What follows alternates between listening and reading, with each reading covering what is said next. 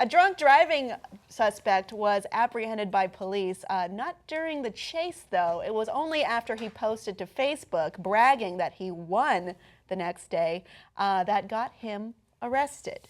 So we have these quotes about what exactly happened from Raw's story. The police pursued him for several miles before they stopped due to public safety concerns. Among other things, Morrissette ran several by the way, his name is Aaron Morrissette, ran several red lights and nearly caused a crash in his attempts to flee. But after his escape, he wrote about the incident on social media and declared that I won the chase against the police. Police found him at home in Killingly the next day and took him into custody without incident.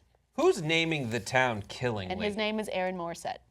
No relation. No relation to Aaron Wysocki. Yeah, that was great. That made me very happy. This is one of those moments where, we always say, I assume he's a millennial. He looks like a young guy. We talk about how old people don't know how the internet works. And they say, oh, your grandpa has to get his grandson to teach him how to get on the Facebook and sign on. And if he writes on your wall, he's supposed to actually send you a message. He didn't mean to say, happy birthday, son, how are your new underpants. He's supposed to say that to you in a private message. How is it these guys don't know how the internet works? How is it? I don't get how. Every time a young person doesn't know how the internet works, it's more maddening. At least an old person go, oh, cute old Gramps. Because they think that the cops are as dumb as their grandparents. Like, they don't know how to use Facebook, the cops. They would never fucking look at Facebook. So the thing is, if he posted that and was caught by police, either he's friends with the cop or he made that a public post, which is really stupid. He was charged with domestic violence, disorderly conduct, harassment, reckless endangerment, reckless operation of a motor vehicle, disorderly conduct, God, this is long, interfering with a police officer, engaging the police in a pursuit, operating under suspicion as a result of a DWI, operating an unregistered motor vehicle, and operating a motor vehicle without insurance. Failure to signal. And he would have gotten away with it too if it weren't for that pesky Facebook. Oh, those meddling kids. Yeah, there are people out there who feel that their social media profile is never part of the real world. It's just detached from all that stuff. And this is a way that you learn that no, if you go and you put that out there, and it's them weighing their desire to be, I mean, the reason he posted it is he wanted positive reinforcement from his friends. He wanted people to say, you did a great job, you're my hero. And that's why a lot of people post things online. And that desire blinded him from the idea that he would be self-incriminating. Right. He also forgot that there's snitches in the world. So even if maybe he wasn't as dumb, and he posted to his homies, and his friends like, I've always hated this asshole. This isn't the only time it's happened. There was a girl who was there was a drunk driver who periscoped her drunk driving. So she had a live feed of her wasted behind the wheel. And when she was like, no, I didn't do all that stuff, they were like, well, here it is. Here's you doing it. And talking about how wasted you are. And there was a story recently about a parent who went on her daughter's Facebook Live, her daughter's Facebook, and did a Facebook Live to teach her a lesson. But in that lesson, the mother started beating the crap out of her kid. I mean, we see these stories a lot. I've seen stories like, oh, I may have killed someone, posted to Facebook. There was a girl who used the Snapchat miles per hour function to speed over 100 miles per hour, hit a man, caused him serious permanent damage, and then her lawyers tried to blame Snapchat for enticing her with the miles per hour filter.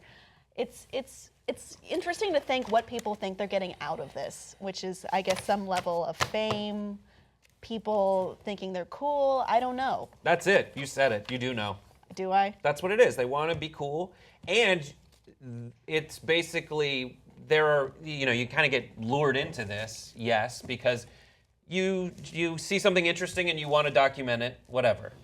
And that interesting thing at the beginning is like, oh my gosh, I got a new coffee cup and it's got disturbing images of weird, whatever this is. And that's super boring. And then you have to one-up it and one-up it. Isn't that the scariest coffee cup you've ever had? What is it? I don't know. There's like this weird clown hugging a giant, and there's an egg behind him he just hatched from. Like, I'll Snapchat this later. Okay. But then you have to get more and more exciting, and by the end of it, you're driving crazily down the street and you cause permanent damage to someone. People get Most people stop before that point, but these idiots Go beyond. People count their likes and find out who's following. Oh, who unfollowed me? Oh my God, did you unfriend me?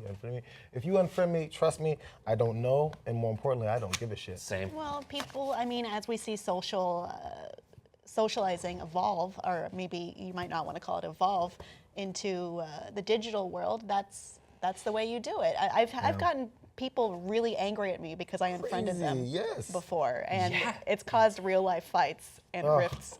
Because people take this as self-esteem, like, oh, I have this many friends, I have this many likes. That means I'm validated, I'm important, I'm cool, I'm special. Even say you haven't even spoken to them in months, a year on these platforms, and they find, oh, you unfriended me. When's the last time I talked to you? There was a girl who straight up got me fired from a job, and when I unfriended her, she was like, why would you do that? You got me fired from a job. That's amazing. Yeah. See, I personally don't care if people follow me on my Instagram at Brett Ehrlich, or on my Snapchat at Brett Ehrlich, or on Twitter, verified. At Brett Ehrlich. I don't mind if people follow me. Listen, what did you do that get fired? That's what I want to know. I didn't do, no, she influenced the director to like get rid of me. And he was like, oh, you know, so-and-so told me to get rid of you. What's the influence? Did she like She's seduce like him or the something? That's assistant weird. director or something. I don't know. Oh. And she's also like, she was like a wannabe host, so she wanted my position. Of course. Sure. I know. Yeah, so, That's... and you know, it's okay if But you're Johnny- an asshole offline, but if you're an asshole online, look out. At the Young Turks, we believe in change. We believe we can change the media, make it more independent. Come do it with us. tytnetwork.com/join.